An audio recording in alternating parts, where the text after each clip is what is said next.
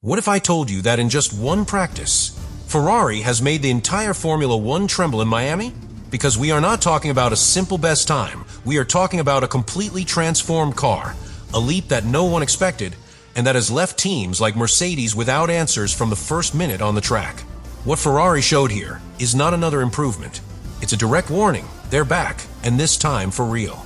Ferrari arrived at Miami 2026 in silence, but with accumulated pressure that had been growing since the start of the season, in a context where other teams had taken control of the championship and seemed to have everything under control.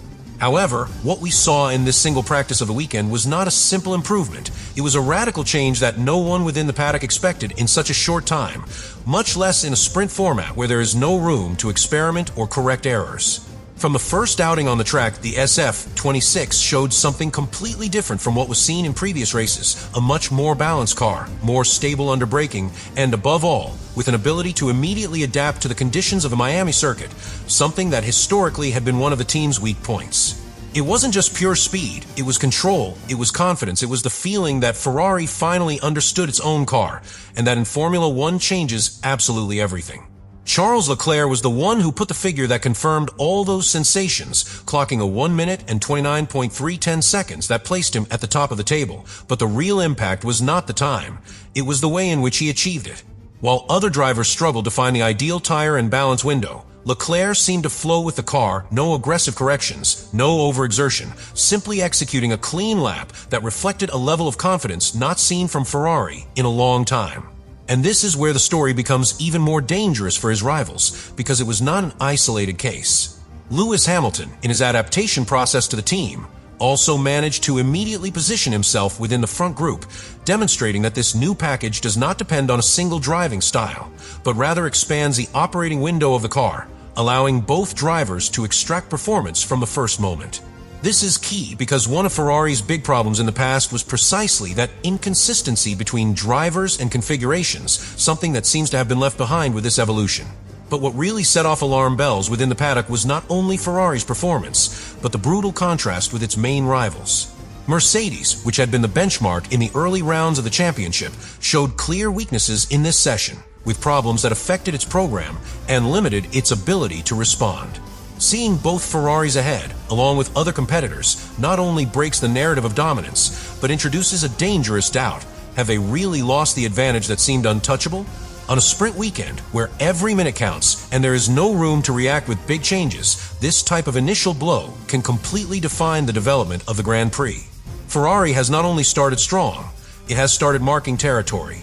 Ferrari arrived in Miami with a package that, according to what is said inside the paddock, is practically equivalent to half a new car, a massive evolution that is not limited to a specific area, but redefines the entire concept of the SF26.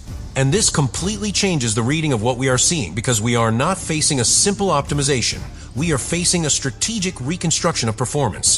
For weeks, the team worked in silence, accumulating data, simulations, and tests outside the media spotlight, understanding that the start of the season did not reflect its true potential.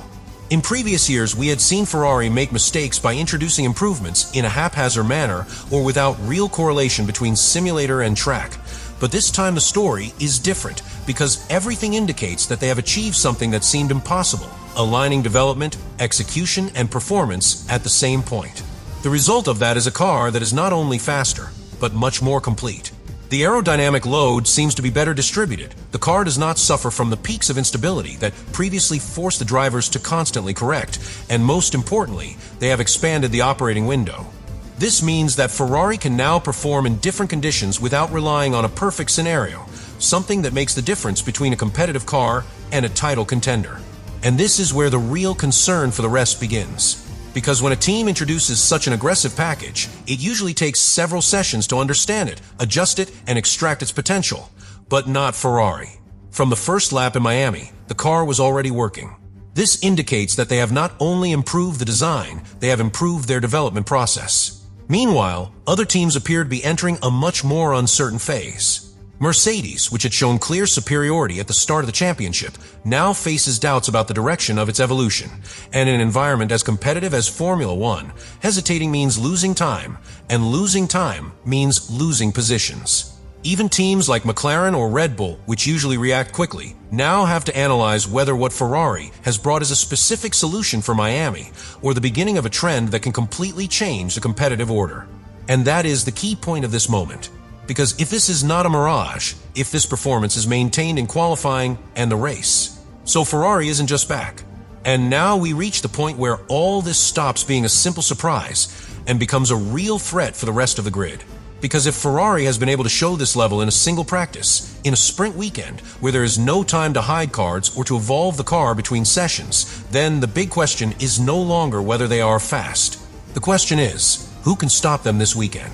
The true impact of what we've seen in Miami isn't just in the timesheets, it's in the reaction of the paddock, in how other teams' engineers now have to rethink everything they thought they understood about their relative performance. Because when a team makes such a big jump from one race to another, it completely breaks benchmarks, eliminates previous comparisons, and forces everyone to start from scratch in terms of analysis. And that, in Formula One, is a brutal advantage. Ferrari now not only has a competitive car, it has uncertainty in its favor. Nobody knows exactly where their real limit is. Nobody knows how that package will behave in long runs or how it will manage degradation in a race. But what everyone does know is that they are no longer behind. And that changes the mentality of absolutely everyone. Because teams like Mercedes now not only have to think about maximizing their performance, they have to react.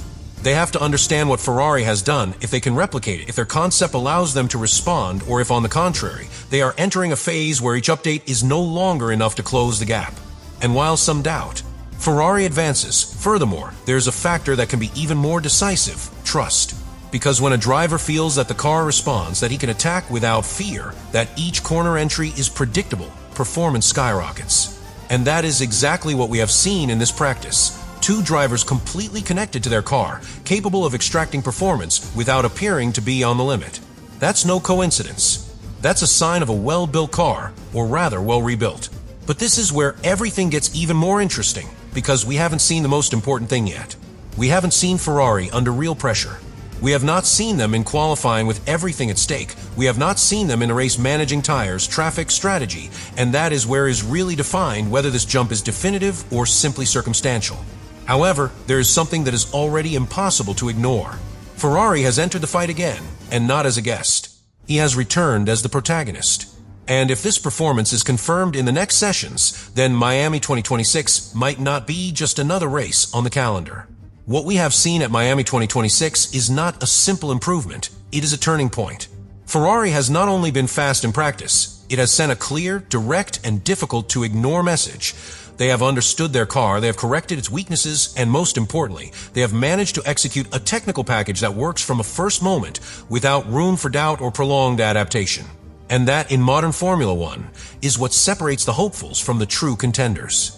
Because while other teams are still looking for answers, Ferrari is already asking the right questions on the track, it is already forcing a reaction, it is already changing the narrative of the season. And when that happens on a sprint weekend, where time is the most scarce resource, the impact is multiplied. However, the true verdict is yet to come. Qualifying and the race will be the stage where this new Ferrari will have to demonstrate that it is not just a momentary spark, but a real fire capable of holding up under pressure, with strategy, degradation, and direct combat on the track. But there is something that can no longer be denied. Ferrari is back, and not as a promise, but as a real threat to everyone. Now the question is not if they can win in Miami. The question is, was this the beginning of the definitive change in the 2026 season? Let me know in the comments what you think about all this.